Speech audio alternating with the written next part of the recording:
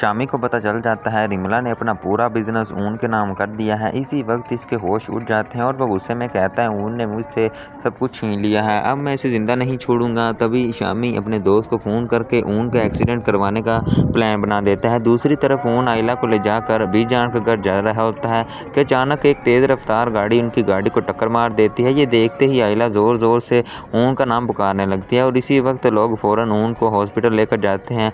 Doctor बताता है कि ऊन की हालत नाजुक है। ये सुनते ही बीजान, साकिब और शमसा के होश उड़ जाते हैं।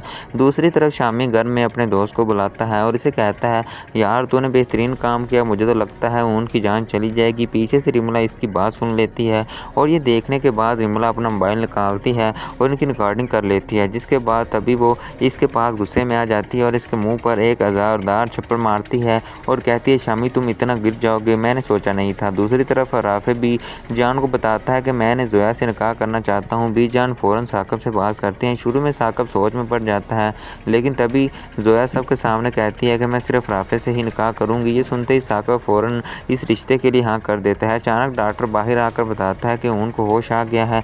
ये सुनते ही आयला की आंखों में खुशी के आंसू आ जाते हैं। ऊन होश में आते ही कहता है मुझे पता है मेरा एक्सीडेंट कोई हादसा नहीं था। तभी रिमला सबके सामने आकर शामी का सच बता देती है कि इसने खुद ऊन का एक्सीडेंट करवाया था, जिसके बाद वो शामी और इसके दोस्त की रिकॉर्डिंग चलाती है।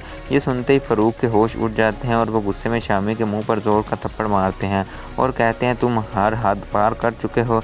इसी वक्त पुलिस भी वहाँ पहुँच जाती है और पुलिस शामी को गिरफ्तार कर लेती है। तभी आयला इसके पास आती है तो शामी ही इसके सामने हाथ जोड़कर माफ़ी मांगता है कि मुझे माफ़ कर दो, लेकिन आयला इसे माफ़ नहीं करती। दूसरी तरफ बीजान जोया और राफी की शादी की डेट फिक्स कर देती है, जिसके बाद अगले दिन मौलवी साहब को बुलाया जाता है और राफी और जोया का निकाह पढ़वा दिया जाता है।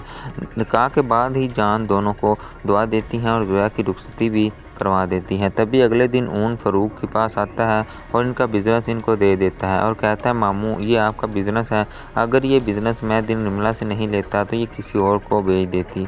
ये देखते ही बाद राफे और अपनी गलतियों का एहसास हो जाता है और वो उनसे कहती हैं बेटा मुझे माफ़ कर दो, मैंने तुम्हारे साथ बहुत गलत किया है। दूसरी तरफ कुछ दिन बाद अचानक आयला की तबीयत ख़राब होती है तो ऊन फ़ौरन इसे डॉक्टर के पास लेकर जाता है।